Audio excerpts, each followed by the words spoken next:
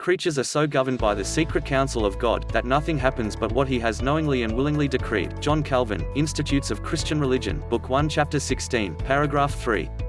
Thieves and murderers, and other evildoers, are instruments of divine providence, being employed by the Lord himself to execute judgments which he has resolved to inflict. John Calvin, Institutes of Christian Religion, Book 1 Chapter 17, Paragraph 5.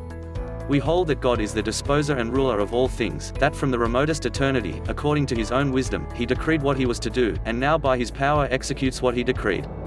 Hence we maintain, that by his providence, not heaven and earth and inanimate creatures only, but also the counsels and wills of men are so governed as to move exactly in the course which he has destined.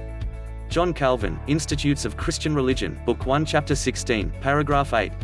The devil, and the whole train of the ungodly, are in all directions, held in by the hand of God as with a bridle, so that they can neither conceive any mischief, nor plan what they have conceived, nor how much soever they may have planned, move a single finger to perpetrate, unless in so far as he permits, nay unless in so far as he commands, that they are not only bound by his fetters but are even forced to do him service.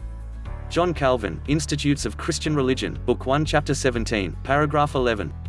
It is very wicked merely to investigate the causes of God's will. For his will is, and rightly ought to be, the cause of all things that are, for God's will is so much the highest rule of righteousness that whatever he wills, by the very fact that he wills it, must be considered righteous. When, therefore, one asks why God has so done, we must reply, because he has willed it. But if you proceed further to ask why he so willed, you are seeking something greater and higher than God's will, which cannot be found. John Calvin, Institutes of Christian Religion, Book 3 Chapter 23, Paragraph 1. Many professing a desire to defend the deity from an individual charge admit the doctrine of election, but deny that anyone is reprobated. This they do ignorantly and childishly, since there could be no election without its opposite, reprobation. John Calvin, Institutes of Christian Religion, Book 3 Chapter 23, Paragraph 1. It is utterly inconsistent to transfer the preparation for destruction to anything but God's secret plan. God's secret plan is the cause of hardening. John Calvin, Institutes of Christian Religion, Book 2 Chapter 23, Paragraph 1. I admit that in this miserable condition wherein men are now bound, all of Adam's children have fallen by God's will. John Calvin, Institutes of Christian Religion, Book 3 Chapter 23, Paragraph 4.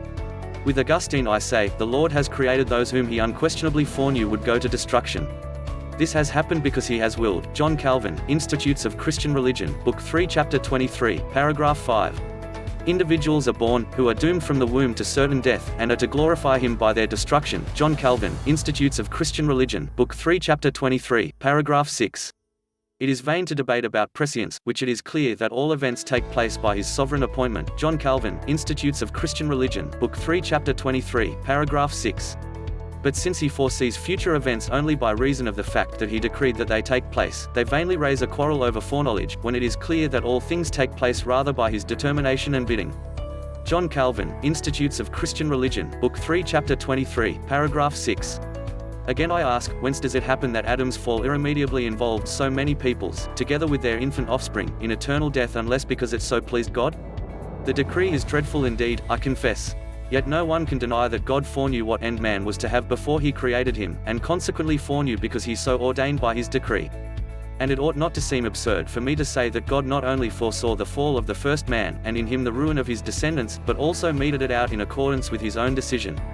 John Calvin, Institutes of Christian Religion, Book 3 Chapter 23, Paragraph 7.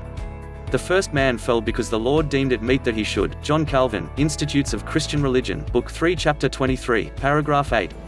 Even though by God's eternal providence man has been created to undergo that calamity to which he is subject, it still takes its occasion from man himself, not from God, since the only reason for his ruin is that he has degenerated from God's pure creation into vicious and impure perversity. John Calvin, Institutes of Christian Religion, Book 3 Chapter 23, Paragraph 9.